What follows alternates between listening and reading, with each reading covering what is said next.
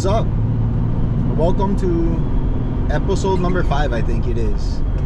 Yeah, 5. Today we're gonna go on the east side. Gonna hit up one of my favorite spots, Laie Point. It's a bit different now because you can't drive out to the point. Before, my 4-door, you just launch that thing all the way to the point, set up, comfortable, rain, shine, windy, don't matter. I'm in my truck with the AC. But now it's a little different. You gotta park on the street, and if you plan on fishing the point and staying over, you gotta walk everything out. If you got a whole crew, and it's not too bad, everyone can put in work and carry something. But if it's just yourself, like me, it's a lot of work. And now without the drone, it's even more work. Like I said, I'm not a short caster. I mean, I might bait cast here and there, but to get the lines out now, it is definitely interesting. The last video, I was able to, film a little bit because it takes up a lot of memory and time of me swimming my lines out. Kind of nuts. The current is strong, but I got my lines out. Not as far as I would want them to be. Obviously, it was far enough. We got 4. So today, I'm not sure exactly how I'm gonna do it. I brought fins. I brought my goggles. I will attempt to take out as much poles as I can, as far as I can, because you got to jump in. And like I do it a very specific way, especially by myself.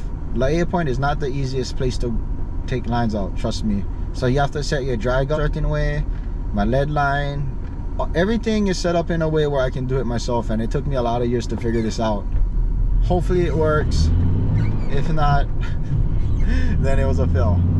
I guess there's a lot of young boys that either follow me or watch my videos and they're like, "Oh, unks, your slash or gash on your eyebrow is looking smooth." It's like, negative, my boy. Unks never request this at the barber shop. No way. This one right here, I don't know if you guys can see, I said driving, but this one right here, that is a legit one. Unks got hit and got some stitches. So no, I never go to the barber shop and request a gash or I don't even know what it's called. I wouldn't even know what to tell the barber. I'd be shamed. I mean, Unks Lavelle trying to be a young boy. This thing, no, this is unreal one. The hair grows back kind of weird. Sometimes it's got some stragglers that grow there, and then sometimes they disappear. But yeah, Unks is not trying to look smooth, because I already am. Oh, I just realized that I sit in the truck by myself, right? And I'm talking. And I'm laughing. I'm laughing at my own jokes. Bro, that's weird. Like, I can do this by myself, maybe with my kids in the truck, but I said laughing at my own jokes. I am getting a little bit more comfortable, I'll give you guys that. So my speaking is a little better. But I am laughing at my own jokes over here. Oh my God, what has this turned into? Today's talk story topic is staying in your lane. I think that's a good one people should think about, huh? All of this, just take it figuratively speaking, as if you're driving. You stay in your own lane, and when you're driving, chances of an accident are less likely. But if you're on the freeway, changing all kind of lanes, going left, fast lane, right lane, trying to get around all the slow people, trying to get to where you're trying to get fast, you're more likely to get into an accident. But if you just stay in your own lane, it might take you a little while longer to get there, but you'll get there. So what I'm saying is that if you mind your own business, chances of drama or problems are less likely. Or you're out there minding all kind of people's business, talking trash, making unnecessary comments, giving out your opinions, it's gonna get back to you, trust me. Even if you stay in your lane, you can get into an accident. Things happen. You mind your own business, things still can happen. But what I'm talking about is lessening those odds. But if I go outside my lane over here, boom, boom, boom, run over the... Oh. But if I can go outside my lane on one lane place, oh, run over the curb, in the grass, bang on mailbox, something. Troubles. Because I'm going out of my lane. That's not only for the freeway. My best bet for me, because I pick one lane, I stay in them. Even if it take me longer, I don't want no problems. I don't want no drama. I'm good. I mean, I do me. I'm my business. And life's been good. Wish I learned that a long time ago. So that's why I'm telling some of you guys who watch this, maybe you learned this. I promise. I promise. You stay in your lane and you mind your own business. Life is simple. You're gonna get less problems. You're gonna have less stress. And speaking from my experience, I think minding other people's business was because I was insecure about myself. It was always important to me about what others were doing because I was insecure. Now that I'm kind of at peace and now that I'm kind of good at myself, what other people are doing, like I said in the other video, it don't bother me. I don't know, that's just my theory. So if you are insecure with yourself and you find yourself changing lanes and so worried about what other people are doing, figure out what you can do so you can be happier. Oh shoot, if you're short, you cannot help that. I mean, I'm 5'6". I cannot get taller. When guys meet me like, oh Hawaiian, we thought you was bigger. We thought you was taller. I said, wait, what? Why would you think that I'm taller? I'm 5'6". Never said I was. I wish I was tall. Oh, bruh. Imagine if Uncle was like 6'4". I would be a nightmare. But I'm not. I'm 5'6". I'm a honey badger. Before, I used to be kind of shame I'm not tall. But what I can do, I cannot change that I'm not tall. So I accept that. I mean, if you with it, you with it. Honey badger can get down. Nah, not really, but a little bit. So, like, if you cannot change certain things, bro, don't even trip about it. It is what it is. But if it's maybe you're a little overweight, go work out. Eat better. You want more money? Go work more hours. Try to get a better job. You're not good at what you're doing? Practice more. Put in more time. I don't know. Secure people tend to be happier. At least I am now. Like always in every video, I'm not gonna talk about things I don't have experience about. And oh my goodness, the water is nice. I don't got quite the feeling I did on the trip I went with my kids. Like, I had a super good feeling, but this one I got pretty not bad feeling. I don't have any bait whatsoever. I have zero bait. Fingers crossed that I'll be able to catch something. If I make it out to the point, ooh, it's a lot of work. I'm gonna bring a canopy, my chair, no cooler, but I do got my coolest cooler back there. That last fish I caught with my daughter that we have to keep. Thank you, brother Mako, for the cooler. I didn't weigh it, but whenever it doesn't fit straight in the cooler, the thing is at least 50 pounds. We'll be safe. We call them 50 pounds. And I try to post episodes that have, you know, me catching something. Like, that would be, thank you, that would be killer, you know, to see uluas every now and then, but it's not always like that. Okay, hold on, I start pulling up to 7-Eleven and get people over here. They're gonna be looking at me, so I'll continue this in a little bit. All right, we back. Sorry, I had to stop 7-Eleven because unks had to get some food because I'm pretty good at not getting anything to eat or drink. Oh, over here bumping LMI, easy. But what was I talking about? I don't even remember. What? Oh my goodness. I was talking about something right until I'm pulling to 7-Eleven. Anyways, heading to La Point. Oh my goodness, the water looks cherry. It's so good. But I don't have bait, so I have shrimp. I bought some flour and some sardines to make this dough ball mix that Lance Boy taught me how to make. Ideally, I like to catch me some smaller nenuis. Yeah, La Point. Not gonna keep it a secret. So I caught 2 of my 100-pounders. One was on the big moon, one was on the dark moon. One was on taco, and one was on live bait, nenui. So go figure, right? And some people think I'm crazy for doing this, me personally, I don't really look at it as crazy. It's just something I gotta do because that's how I fish. Because they banned the drones, and that's for another episode. We can talk story about that.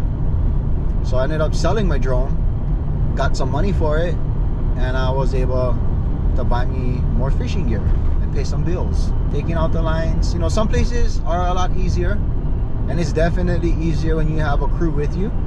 But I'm gonna do what I gotta do. The video with my kids, you saw a little bit of what it takes. I mean, if I jumping in the water at Laie Point to do this, ain't nowhere else scares me or it's too hard for me. Some people wonder like, oh, he really swim out the lines. Come on, bro.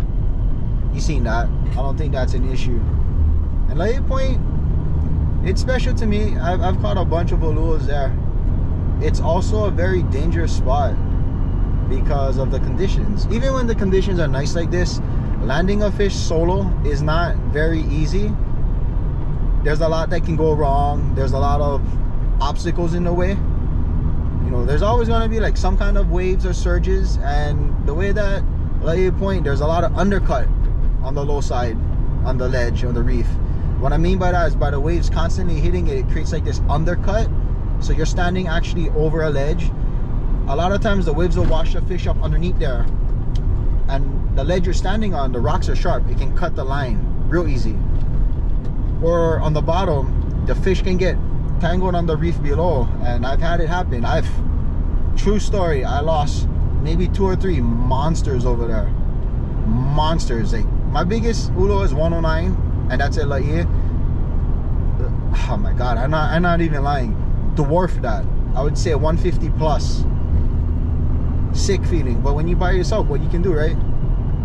So yeah, it's definitely a challenging spot that I wouldn't recommend for beginners. Even if you have a crew, like I've seen guys struggle. Okay, I'm rambling on, getting ooh, I'm feeling it. I'm feeling the vibes, but I know more bait. So that's half the vibes. Here's what I bought to eat. Oh, I'm an idiot. I should have bought more food. But musubi and one of these shoyu tuna things. Like I said, I always get so excited that I forget to grab things. This is supposed to last me till tomorrow morning, if I stay till tomorrow morning. Oh god, all kind of divers over there. Anybody you guys like sell taco? If I just roll up and be like, sell me some taco. Looking like this, they're gonna probably trip out. Once I get started, I don't eat. Unks don't eat, even though I stay. Remember I told you guys, whenever I start fishing, unks get chubby. It's because the eating and the rest and the training just goes downhill. Oh, when I take off my shirt and I see my hips, ooh, don't like even take off the shirt. The kind hips all over the place. The shots, 33s, tight. Ew. But when unks is back training jiu-jitsu, it's not bad, the shape. Not too bad. So I'm gonna have to find one balance on how for train and how for fish. Once I find that balance, oh, Auntie's gonna get it. Nah, not really. When it comes to fishing, bro, there's no chicks. When it comes to jiu-jitsu, no chicks. I mean, I'm not saying there isn't, don't get me wrong, so no take offense to that, all you aunties out there. What I'm trying to say is the possibility of meeting them is not that great. First off, I mean, look at me, my ears, my scars, I'm fun, but you're not gonna exactly meet one chick fishing. At least I never did. You probably think I'm weird, like this guy has no life. Or even true jiu-jitsu, like I've never like met one chick. So what am I even talking about, bro? That's nuts. You guys ever see me fishing? And this is true story, bro. If you guys need anything or whatnot, don't be scared for rollout. Sometimes I look like I'm mad, I look like I'm not friendly, but it's just because I'm in my own world. I'm an alright guy. Most people can tell you that. And if anyone had problems with me, I can promise you 99% of those problems I never start. I'm not really one guy for cause drama. Only time I go in is if I feel threatened or challenged. Then we might have issues. But other than that, it's all good, bro. You fighting something, you know what, on gaff, I happily gaff your fish for you, or land your fish, or hand line them because your hands is a little bit panty and you cannot hand line on fish. Nah, I'm just joking. Okay, right now, stay passing right by the McDonald's. I can be able to see the point and see if anybody stay there. Whew. No, this is the part is nervous for me because you like look, but you don't like look just in case somebody there. But I can look right now. Passing BYU, looking. Oh wait, is that one 10? Can't even tell. All right, we just got to the point. Oh, yeah, I got people there. Most of the posts stay high side, but we'll talk story. See how long they're gonna stay. But I'm gonna go try catch bait right now.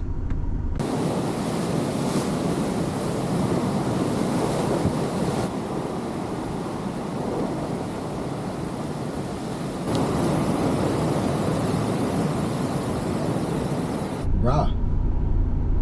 Oh, it's hot. Catching bait. Semi-success. Got like 3 popas and 1, I guess hinaleo. It's a wrasse. It's like a weird looking gray one. So I got 4 baits, but it's not even 4 o'clock yet and it's super hot. I ain't trying to get out there and kill myself.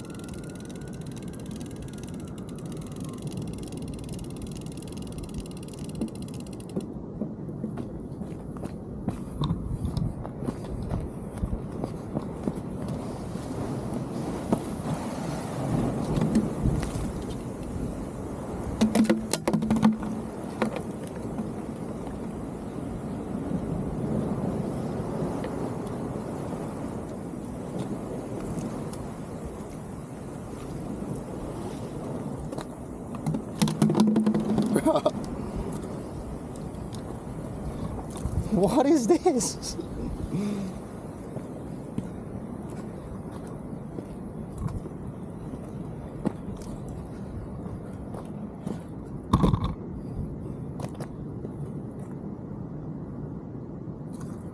What? I don't believe.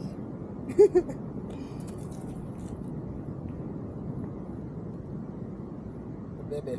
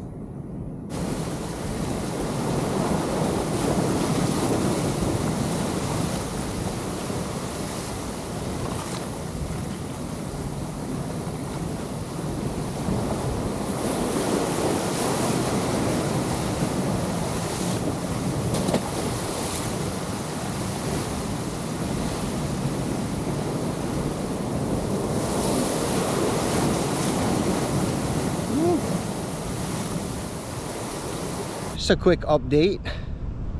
It's like 12:30 and we are 2 poles down.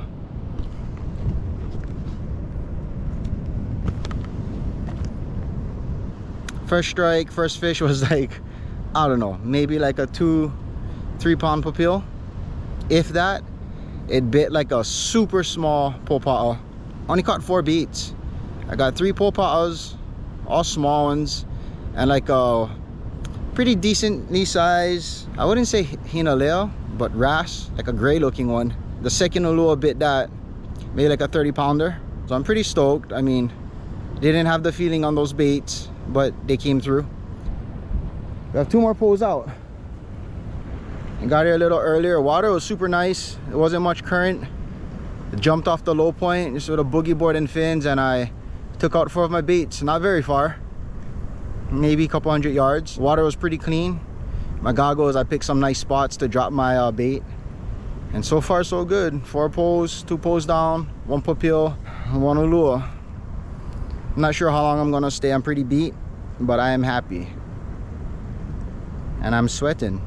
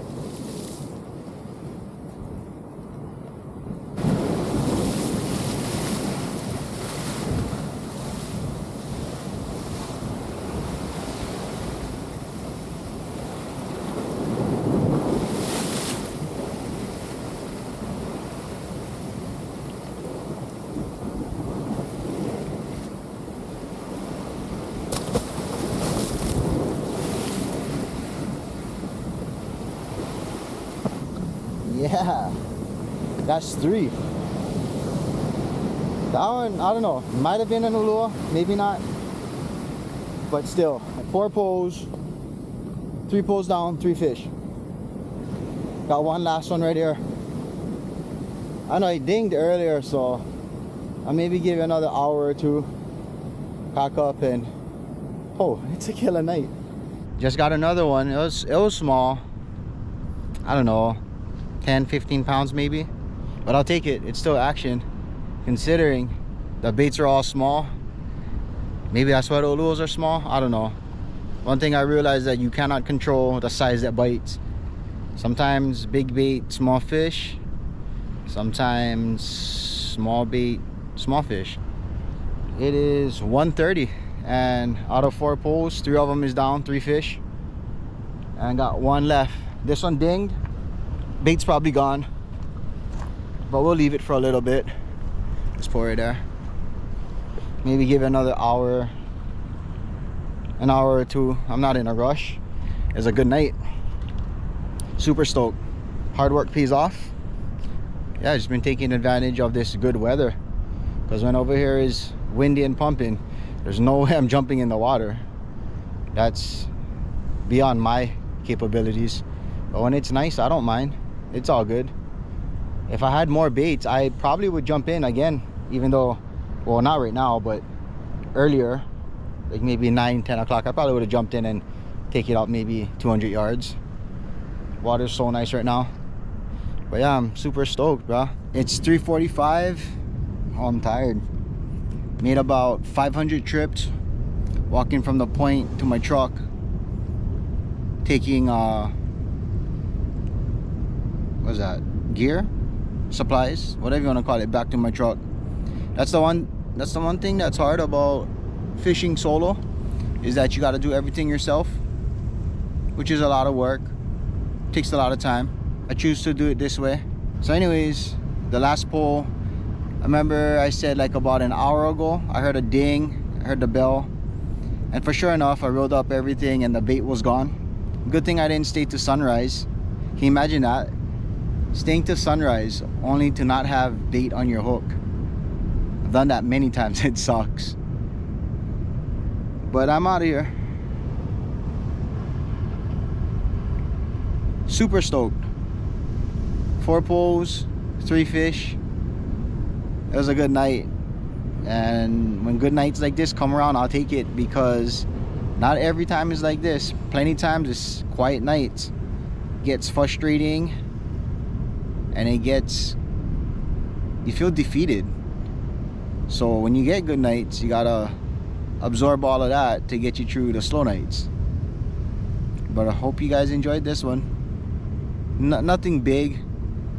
1 pupil, 1 maybe ulua, and then 1 not bad size ulua. But yep, shoots.